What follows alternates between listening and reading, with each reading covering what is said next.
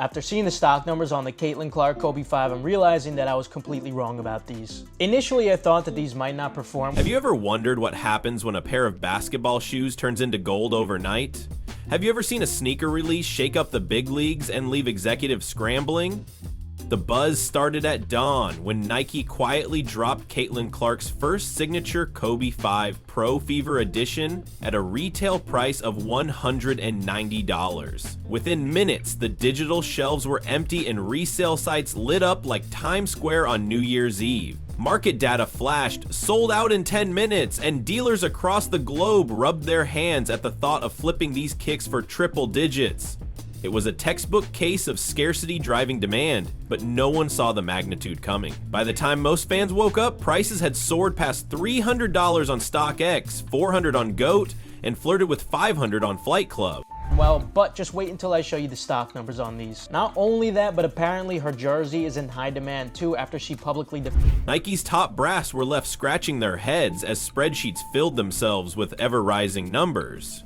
These execs, trained to predict trends with the precision of a Swiss watch, were blindsided by what insiders are already dubbing the Caitlin Clark effect. Analysts trained in big data modeling had predicted modest resale bumps based on past WNBA collabs, but the real-time analytics told a different story, prices doubling every hour.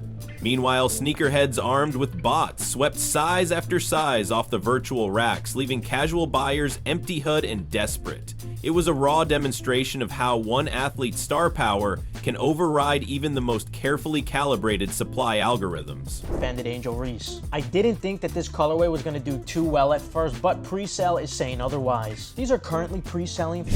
Beyond the shock value, there's a lesson in consumer psychology at play. People want what they can't have, and when a shoe is tied to a cultural icon, it becomes more than footwear. It's a statement. The classic Kobe silhouette, remixed in Indiana Fever, purple and gold, tapped into nostalgia for Bryant's legacy while staking a claim in Clark's rising empire. It bridged generations. Veteran fans drawn by Kobe's memory, new followers swept up by Clark's record-shattering rookie season. Sales data from secondary markets showed a cross-demographic surge. Sizes popular with women leaped fastest, with size 7 skyrocketing to $555 on GOAT. That leveling of gender lines in sneaker culture is as much a part of this story as the athlete herself. For over $300 and the retail is only $190. They drop on June 30th and the total stock on Nike US is just 13,000 pairs. For comparison, the Kobe 5 Eggplant had just 30,000 pairs.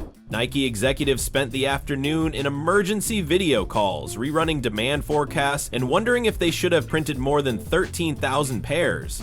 In their strategy rooms, PowerPoints churned out what-if scenarios. What if this collab eclipsed Michael Jordan's early 2000s Air Jordan hype? What if Clark's influence drags sneaker culture further into women's sports? They poked holes in their own models, skeptical of the runaway numbers but unable to dismiss the consistency of price jumps. Every hour brought fresh data. One size sold out globally, another spiked by $100. Even hardened statisticians admitted they'd never seen such a compact, intense bubble. Alright friends and family, so shout out to KJ Stock Numbers for the post on this one. So as you guys see, we got the Caitlin Clark's Nike Kobe 5 Pro Tours right behind us, and it seems like rumor has it the...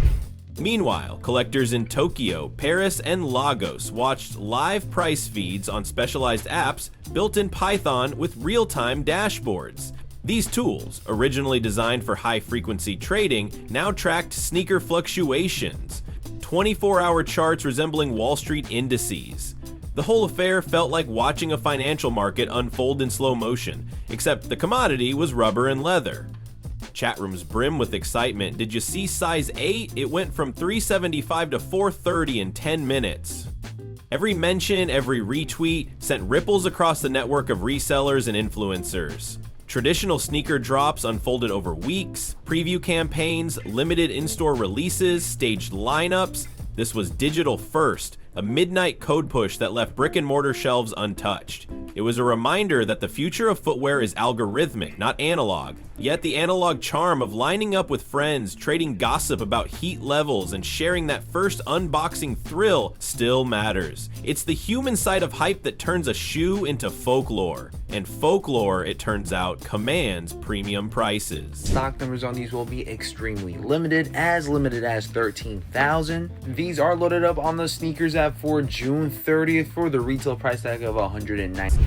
By midday, streetwear blogs and lifestyle outlets were running headlines about Caitlin Clark's explosive debut on foot and how one shoe broke the internet. Nike's marketing team seized the moment, releasing behind-the-scenes photos of prototypes and Clark lacing up in empty gyms.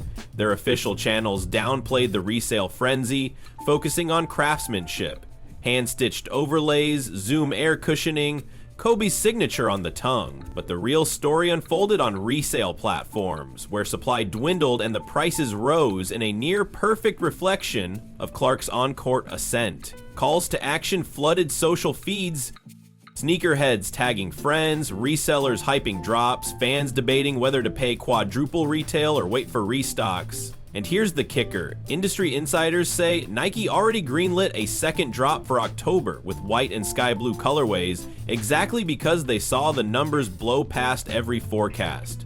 That upcoming release is already fueling FOMO. Some buyers are scrambling to complete their fever-themed collections rather than risk missing out again. It's a cycle of desire and disappointment engineered by limited runs and legend making. $90. So let me know in the comment section down below if these are a cop or a drop. And of course, for more shot drop alerts, restock alerts, and flash releases, go ahead and hit that follow. We post every day. As evening settled, a familiar pattern emerged. Smaller sizes held the steepest premium. Size 7, often overlooked by mass drops, commanded top dollar as footwear enthusiasts recognized its rarity. Meanwhile, sizes 12 and above lingered, reminding us that hype has its limits. It's a marketplace dance where every size has its moment in the sun, or in this case, under the virtual bidding hammer. Resale analytics platforms update their charts every minute, feeding the frenzy of real-time trading and strategic bidding. Knight's finance department is poring over the financials, weighing whether the profits from secondary markets indirectly boost their brand equity enough to justify more frequent women's releases. Their traditional outlook values steady, year-round catalog sales, but these signature moments deliver bursts of cultural relevance that no evergreen model can match. The question now is whether Caitlin Clark's shoes are a one-off phenomenon or the start of a new era in women's sports endorsements. If history is any guide, true legends cement legacies, and legacies generate lifelong demand. If you're a fan of Caitlin Clark, I got some good news for you. She's been doing her thing on and off the court, so Nike is showing some appreciation and letting her have her own shoe. They're dropping a new Kobe 5 Pro Toe. This is going to be the first. Ultimately, this frenzy lays bare the raw power of athlete branding. 4 decades ago, shoes were tools for performance. Then Michael Jordan turned them into collectibles. Now, Caitlin Clark is redefining what it means for a WNBA player to command the same attention and valuations as her NBA predecessors. It's a landmark moment in sports marketing, one that could shift industry practices and challenge executives to rethink how they scale releases for women's sports stars. The reverberations of this sneaker storm haven't just shaken resale platforms, they've sent ripples through boardrooms worldwide. Across Europe and Asia, regional Nike offices are scrambling to gauge local interest and adjust marketing plans. In Tokyo, a digital billboard lit up with flashing price tickers from StockX, GOAT, and Flight Club, as if broadcasting stock market highs. In London, a pop-up shop advertised a Caitlin Clark fever experience, complete with virtual try-ons and live price feeds. Everywhere the message was clear: this isn't just about shoes, it's about building a global brand in real time. Shoe that Nike has made in her honor, and they are actually looking fire. And here's a photo of Caitlin actually rocking them while warming up. And these will be limited. They are actually only dropping on 2 different websites besides. Even the logistics teams felt the heat. Warehouses in Kentucky and Indiana logged overtime as they processed the initial shipments and prepared for rumored restocks. Freight managers recalculated air freight lanes to Asia, while customs brokers hustled to clear expedited packages. Some carriers flagged these shipments as high priority, reflecting not only their monetary value but their cultural weight. When a single pair can fetch thousands, every step from factory floor to front door becomes a critical link in a value chain that spans continents. Back at Nike's headquarters, the finance committee faced an unusual dilemma. Should they monetize this frenzy directly by introducing official premium resale channels, or maintain the status quo and let third-party markets run free? On one hand, a proprietary platform could capture a slice of those $400 sales. On the other, it might alienate grassroots collectors who view resale sites as independent guardians of sneaker culture. A memo circulated questioning whether this moment signaled a shift from a purely retail-driven model to a hybrid ecosystem, one part storefront and one part auction house. Sneakers, and that is Dick's Sporting Goods and Foot Locker. And also the Nike Sneakers app at 10 a.m. Eastern Standard Time on June 30th for $190. Are you guys going for them? Let me know if you like them, and let me know how you feel about them. Thank you guys for watching. Peace. The narrative also touched on sustainable practices. Environmental groups pointed out that encouraging rapid, high-volume reselling might exacerbate carbon footprints, with shoes flying first class across oceans. Some activists proposed a green release model, where limited drops coincide with plant-a-tree initiatives or use eco-friendly packaging. Industry insiders scoffed at the idea of slowing down this profit train, yet whispered conversations about corporate social responsibility began to surface, proof that even billion-dollar shoe deals can't escape the modern demands for sustainability. Meanwhile, the secondary market evolved in real time. Tech startups offered predictive analytics for resellers using machine learning models to forecast price spikes and advise on buy and hold strategies.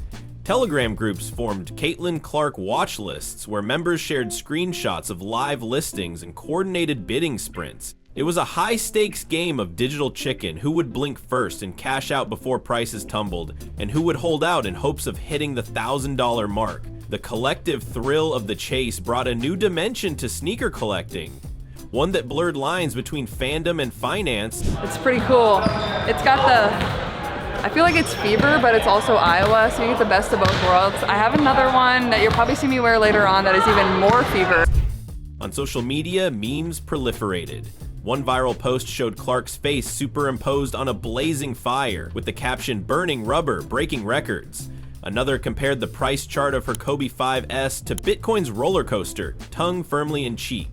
Influencers seized the moment, filming unboxing videos where each pair was presented like a fine wine, inspecting the stitching, sniffing the box, treating the cardboard like a vintage crate. Through these humorous takes, the wider public got drawn into the spectacle, even if they couldn't afford to join the bidding wars. Corporate sponsors took notice. Beverage brands and energy drink companies began exploring tie-ins, pitching co-branded pop-up lounges in major markets. They envisioned charging stations shaped like oversized sneakers, VR experiences where visitors could wear the Clark 5S on virtual courts, and limited edition cans featuring Clark's silhouette. These pitches underscored how a single shoe drop could catalyze an entire ecosystem of experiential marketing.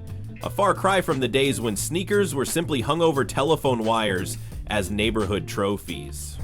So just wait for that one. But yeah, you got the yellow. They look a little similar to the Bruce Lees that I wear, but like still different. I like the gold swoosh.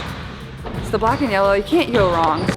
On the other side of the conversation, some longtime basketball purists raised eyebrows. They questioned whether the sport was veering too close to commerce, with hype cycles overshadowing on-count performance. Yet the resounding answer came from viewership data. Every time Clark laced up, audiences tuned in. Even doubters had to acknowledge that engagement metrics, sponsorship dollars, and ticket sales all trended upwards in her wake. In effect, the silhouette of her sneaker became the outline of modern basketball's commercial reality. Urban planners even chimed in, noting that limited releases like this could transform cityscapes. Pop-up queues formed outside flagship stores, reminiscent of concert lines. Coffee shops nearby reported surges in latte orders from waiting resellers. Street art crews painted murals celebrating the collab, hoping to catch the eye of sneaker-hungry passers-by. And these micro-communities, a shoe drop became a civic event, a reminder that sports culture and urban life are inseparable in the 21st century.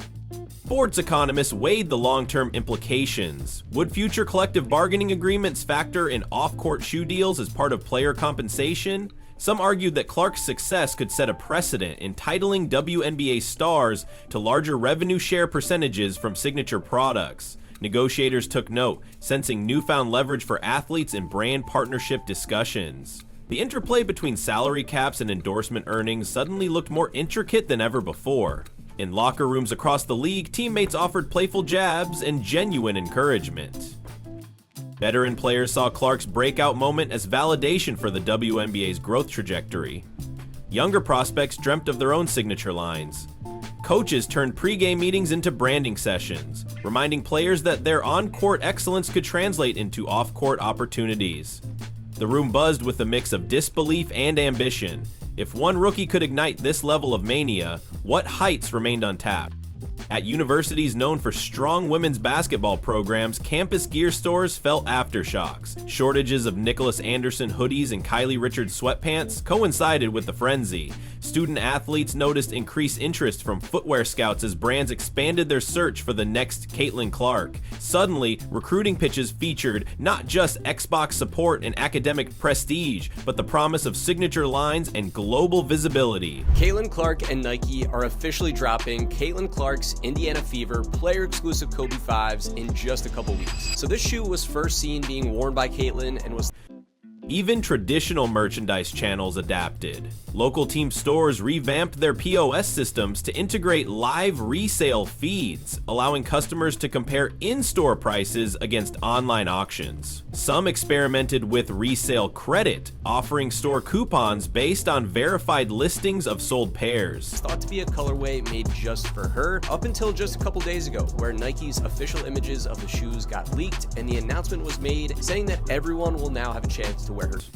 At the end of the day, the true measure of this saga lies in its legacy. Will the Caitlin Clark Pro Fever Edition be remembered as a fleeting craze or the cornerstone of a new chapter in sports merchandise? Only time will tell. But one thing is certain. The collision of star power, digital dynamics, and global fandom has rewritten the playbook for athlete endorsements. We've moved from static marketing campaigns to live action economic events. Shoes. Now they're set to release on June 30th for $190, and I'm sure will sell out instantly, so follow to stay in the loop. If you've been riveted by this deep dive into the shoe that shook the sports world, make sure to hit like, subscribe, and leave your thoughts below. Tell us which part of the craze amazed you most, and don't forget to ring the bell so you never miss our next breakdown of the moments that move markets. Join the conversation on Your Voice is Part of the Hype. Your voice is part of the hype.